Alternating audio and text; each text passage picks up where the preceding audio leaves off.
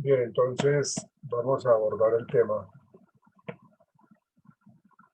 Como se dan cuenta, pues estuvimos escuchando a uno de los grandes fundadores del conductismo, bastante radical él cuando él menciona cómo él explica el comportamiento humano, cómo él explica la conducta consecuencia, cómo es reforzada, cómo es mantenida, cómo puede darse la modificación de la misma, ¿no? Pues, lógicamente él responde a una serie de cuestionamientos, de preguntas que le hacen los participantes y los escritos que él tenía, porque al parecer tenía una serie de preguntas allí para poderla responder en lo que tiene que ver con esa conferencia.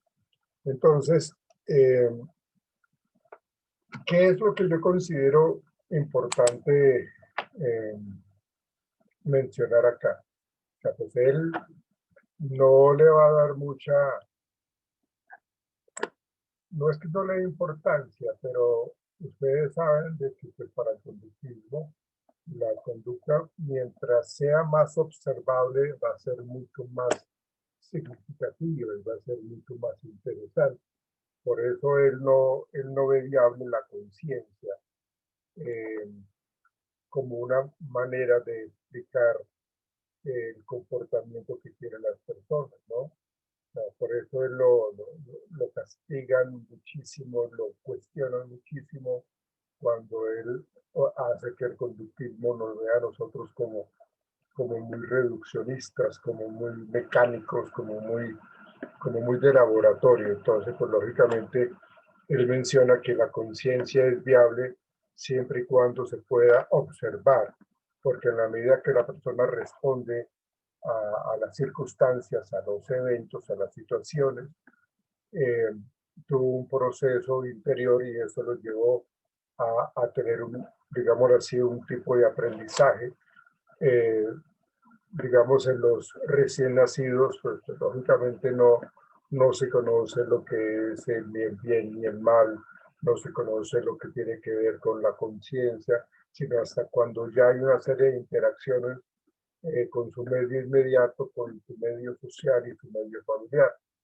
Y que luego, pues lógicamente, de acuerdo a los aprendizajes que tenga esta pequeña persona, pues entonces pues, se va a poder analizar pues, eh, el comportamiento, ¿no? Pero pues aquí la conciencia es la de viable a partir del análisis de una operante.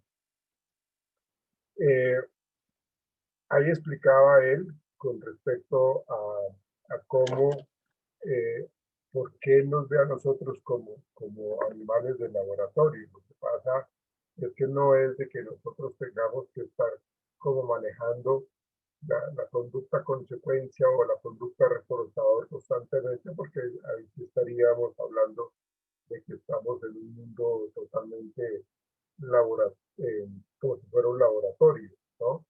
Él da un ejemplo con respecto a lo que hacemos en investigación, lo que hacemos con las palomas, con las ratas, para que reciban un refuerzo, lo que hacemos es que presionen palanca, ¿sí?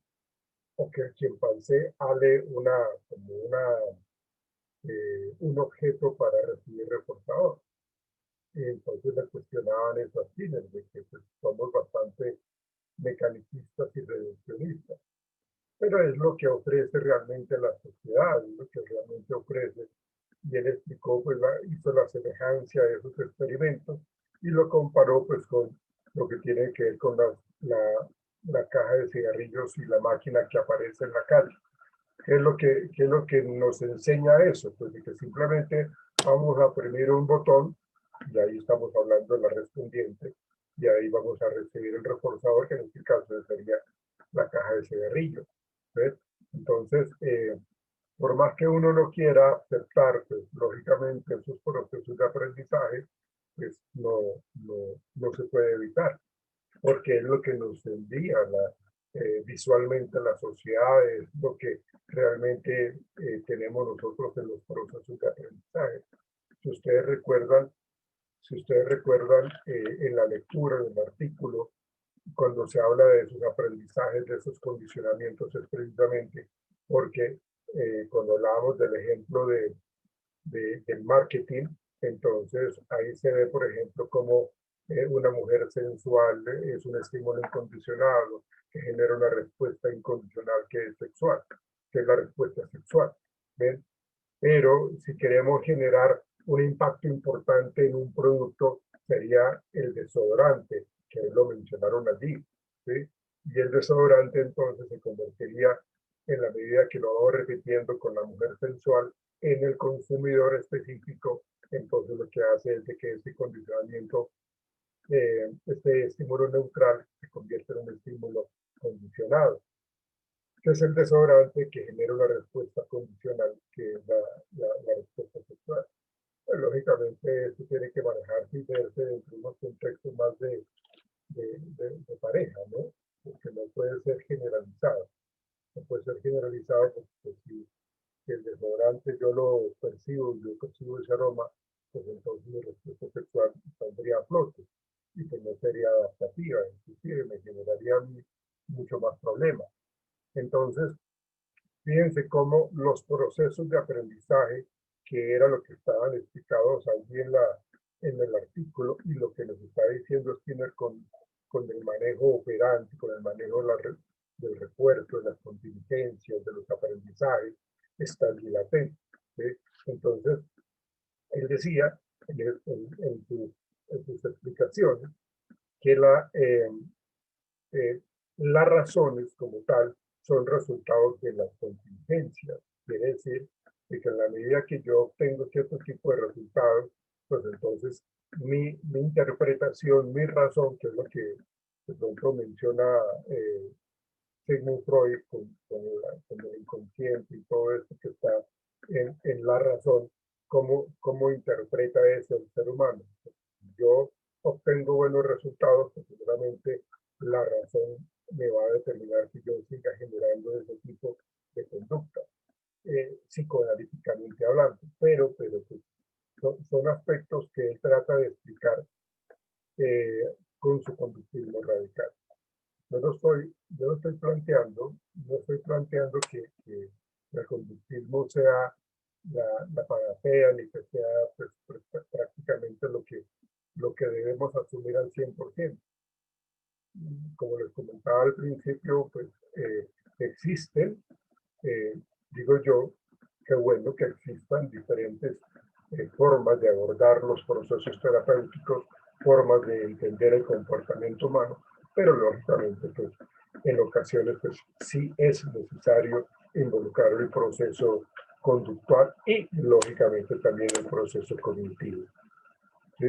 Entonces, eh, las contingencias nos están determinando que inicialmente los reforzadores básicos aparecen, se presentan frecuentemente, pero con el aprendizaje también se presentan más adelante los reforzadores sociales. Y él decía, el alabar, el aplaudir, el reconocer, se convierte en un refuerzo social. Entonces, todo eso tiene que ver con que no es solamente la razón como tal, sino las contingencias que tienen en cada uno de nosotros los seres humanos, la manera como nosotros terminamos eligiendo, ¿no? Porque los ejemplos que él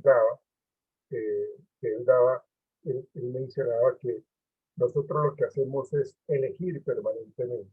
O sea, nosotros elegimos, y él hablaba del restaurante italiano, de comida italiana, Luigi. Entonces, yo genero una serie de conductas y elegí eso. Y de acuerdo a cómo me fue a mí con esta elección, entonces, es decir, si la consecuencia es satisfactoria, pues entonces lógicamente vamos a tener allí como una, una lección mucho más fácil. Pero si yo elegí un restaurante y la experiencia fue negativa, mi contingencia fue negativa, pues lógicamente no, seguramente no voy a volver a hacer restaurante. Sería ilógico que yo regrese a un restaurante que me genera malestar, que me genera pues molestia, pues tanto malestar físico como malestar emocional, enojo, ¿sí? Porque no me atiende bien o porque la sazón del restaurante es mala, ¿ven? Entonces, eso no lo vemos, no lo interpretamos como adecuadamente. Y menciona pues, cómo, mm, cómo él ve la parte cognitiva. Eh, y él dice que, yo estoy muy de acuerdo con él en ese sentido. Él dice que los pensamientos eh, es un tipo de conducta encubierta. Que, o sea, nosotros cuando procesamos información, con el ejemplo que da el restaurante, es un procesamiento de información que lo hacemos en el pensamiento y determinamos qué es lo que tenemos que hacer. Entonces, si yo me dirijo a cierto sitio a comer, es porque mi procesamiento de información, sin tener yo la necesidad de hablar, porque solamente estoy yo y está mi proceso de información interno, mi capacidad cognitiva, pues entonces yo elegí ir allá a ese restaurante. Entonces, en la medida que yo llego o voy generando una serie de conductas observables, ahí estoy mostrando que mi pensamiento fue un tipo de conducta inicial. Fue una conducta encubierta, pero fue una conducta inicial. Es el hecho, inclusive, que el quedarse quieto también tiende a ser una conducta. O sea, todo ese tipo de conductas es lo que plantea Skinner, de que en la medida que nosotros estamos expresando las cosas, pues entonces estamos dando cierto tipo de importancia a lo que observamos. Y él responde inclusive en el auditorio, ustedes escucharon, que la gente le estaba preguntando, se estaba riendo con respecto a si él había educado a las hijas en las cajas de Skinner, pues porque pues, todo el trabajo de él en su teoría es pues respuesta-consecuencia, presionar palanca y reforzamiento. Entonces realmente no, pues, él lo llama, inmediatamente él lo llama la cuna de aire, porque es algo que realmente él trabajó no con una manera más skinneriana, digámoslo así, sino pues la relación misma de la cercanía. Por eso el hecho de que cómo influye, y eso es algo muy importante, y es cómo influye el contexto social, cómo influye la familia en procesos de aprendizaje. Si yo tengo una familia que es bastante castigadora, que es bastante radical, que es muy estricta, entonces mi proceso de pensamiento va a estar ligado a que yo no soy capaz, a que yo tengo dificultades, a que yo nunca voy a lograr eso. Es decir, la autoverbalización o el proceso cognitivo va a estar muy de la mano de una baja autoestima, va a estar ligado a lo que conlleva a fracasos, pero no porque realmente tenga que ser siempre así. De hecho, si la persona cambia de ambiente o se esmera por mejorar sus procesos de perdón, de, de autoconocimiento, si yo hubiese dicho autoconciencia, pues creería que es un revuelto por allá en la punta. Pero esto conlleva a que los procesos de aprendizaje me permiten a mí generar entonces mayor credibilidad, generar cambios en ese medio ambiente inmediato y en últimas nos lleva a tener nuevas respuestas mucho más funcionales, mucho más adaptativas, mucho más válidas, ¿sí? En cambio, si mi contexto familiar, mi contexto social y cultural cercano está acompañado de satisfacción, de confianza, de creatividad, de motivación, de alabarme todo lo que yo hago, pues seguramente mis sistemas de pensamiento o mis autoverbalizaciones van a estar muy ligadas a mi bienestar, van a estar ligadas a que las cosas que yo estoy haciendo están bien, mi confianza se incrementa, mi autoconcepto se incrementa, voy a ser una persona muy recursiva, muy creativa, ¿sí? Pero no quiere decir que tampoco poco esas cosas cambian. Seguramente de pronto, por circunstancias, todas esas situaciones se podría hacer generar cambios. Entonces, ¿qué es lo que plantea Skinner? Skinner habla de cómo nosotros, con las operantes, con las contingentes, porque tenemos nosotros una serie de refuerzos, castigos, ¿sí? Para poder entender un poco el comportamiento. ¿Qué decían? Y esto sí es algo muy importante de explicar con respecto a cómo manejaríamos si tenemos un paciente con un diagnóstico psicótico, ¿no? El diagnóstico psicótico sí me parece que no se podría trabajar con, y eso lo decía Skinner, que no se puede trabajar con reforzamiento, no se puede trabajar con razón, no se puede trabajar con la voluntad. Pues precisamente porque una persona psicótica, pues no le importa la consecuencia. Una de las características del psicótico es que no le importa sino él, no le importa sino su bienestar, su placer, todo lo que consigue con su conducta. Él no le importa si la policía lo descubrió, si la familia lo descubrió, o sea, no hay consecuencias adversas para él, todo es positivo. Entonces realmente una persona con un diagnóstico psicótico, pues sí necesita un trabajo mucho más eh, de medicamento para poder generar pues, control de sus pensamientos. Pero sí podemos generar modificación de conductas en los pacientes neuróticos. ¿Por qué? Pues porque hablamos de conducta respuesta, consecuencia, y esa consecuencia, si es seguida por algo agradable, pues seguramente voy a generar de pronto mayor presencia de esa conducta, pero si es seguida de algo desagradable, pues seguramente esa conducta se va a decrementar. Entonces, esa es una explicación muy interesante con respecto a cómo el conductismo en este caso sí sería algo que estaría como muy corto para poder manejar modificación de conducta. No porque no pueda, sino porque biológicamente, cuando hablamos nosotros de un psicótico, pues se necesita manejar más lo que tiene que ver con, con el reconocimiento a las consecuencias, pero si no lo tiene, porque en sus esquemas de pensamiento no le importa absolutamente nada. En cambio, con el neurótico sí podemos trabajar un programa de economía de fichas, podemos trabajar programas de reforzamiento para poder generar conductas mucho más adaptativas. Entonces, eso, eso es algo que nos explicaba Skinner. No sé si ustedes entendieron esa parte de enseñar la gramática, ¿sí? Él decía, y aquí es algo pues, que está explicado a la luz del tiempo de él, ¿sí? Pues, él decía pues, que lógicamente si las personas ya son genéticamente o vienen con esa información genética o ese código genético, pues ya no se puede hacer nada porque eso es genética y la genética no se puede modificar, ¿sí?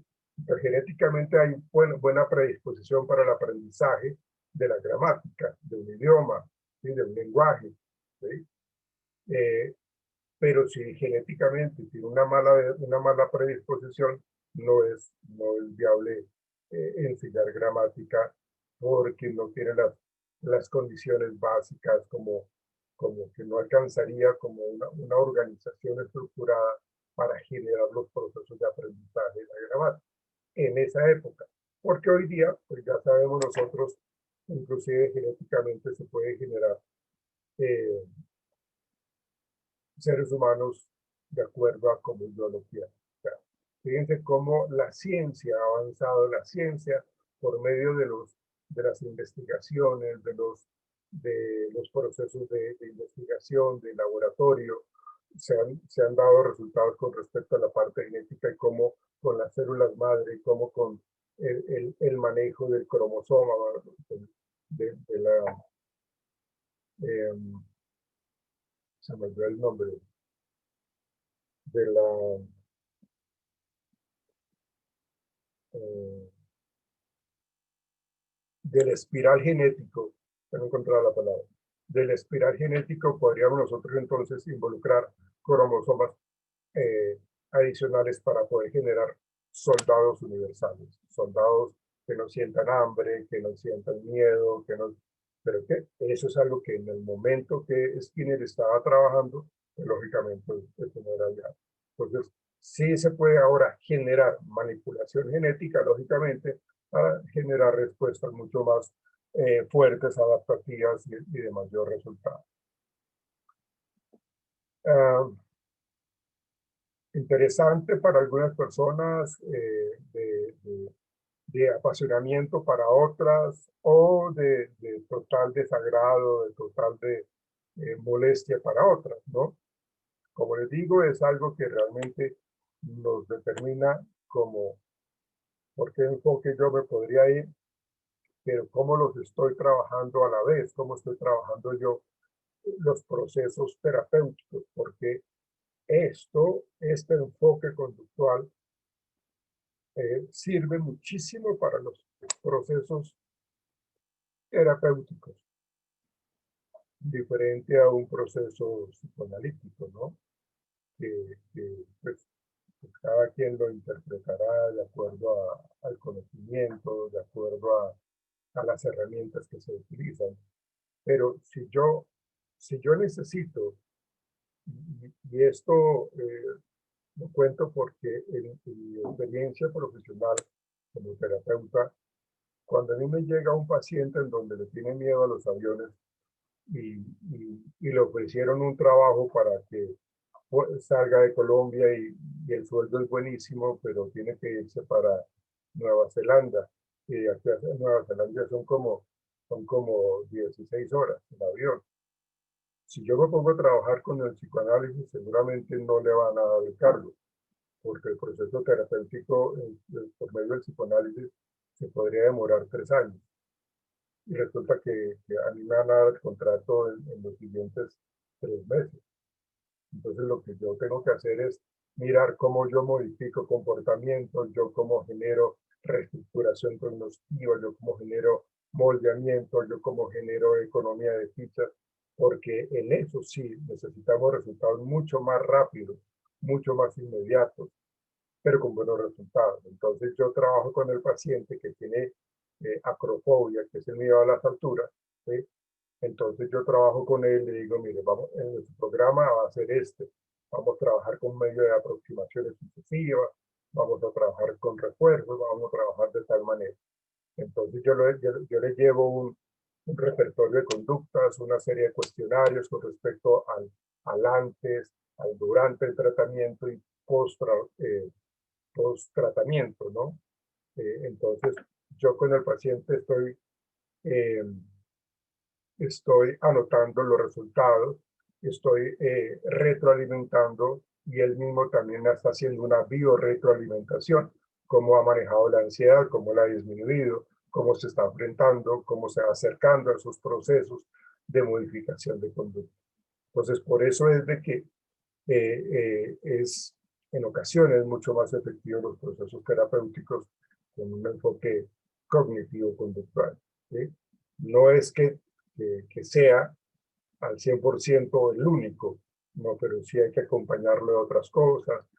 Si hablamos del humanismo, entonces hay que involucrar lógicamente a la familia, hay que involucrar a, a todo ese concepto del ser humano como tal, de la autoconfianza, de la resiliencia, pero hay que trabajar esa parte.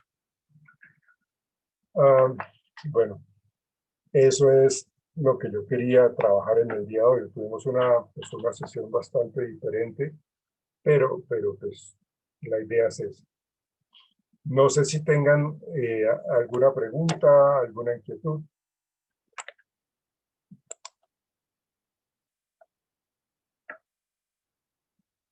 ¿Está todo claro, señoritas, caballeros?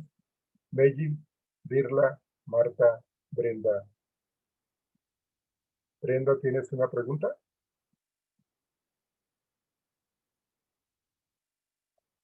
Oh, no. Ok, listo. Eh, bueno, si no hay preguntas, bueno, igual fue que me entusiasmé bastante y me puse yo a hablar y pues no los dejé hablar tampoco. Entonces, mañana nos veremos. Mañana miren lo que tenemos que hacer para, el- para la clase de mañana.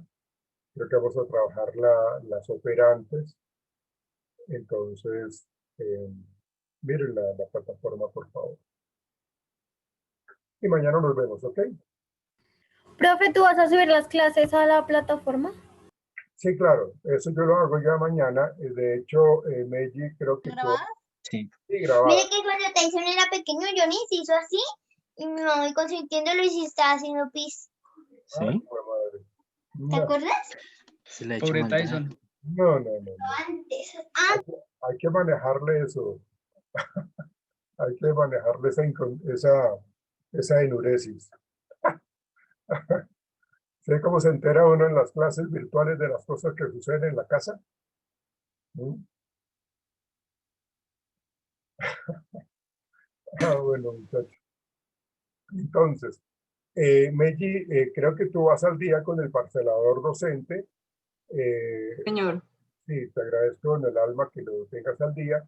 Yo creo que mañana ya voy a poder subir los, todas las sesiones que están grabadas para que las personas que la quieran repetir la puedan hacer. ¿Sí? Entonces, lo puedan ver, ¿sí? Y escuchar. Entonces, muchachos, tengan cuidado, por favor, juiciosos, cuídense, nada de fiestas clandestinas, que eso está como de moda ahora.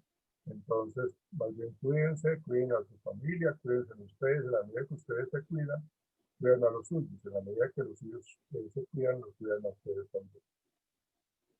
Mañana hablamos. Y si consideramos que hay que abordar esto, algunas preguntas de lo que trabajamos hoy, no se contengan, háganlo por favor, pregunten por favor, que la idea es que estemos entusiasmados con esto, ¿no? Esto lo apasiona a uno muchísimo y quisiera seguir hablando, pero no hay tiempo. Muchachos, muchas gracias, una feliz noche y nos vemos mañana, ¿ok? Gracias, Bueno, profe. profe, muchas gracias. Profe, feliz noche. Gracias, profe. Feliz noche. Igual que estén bien, chao.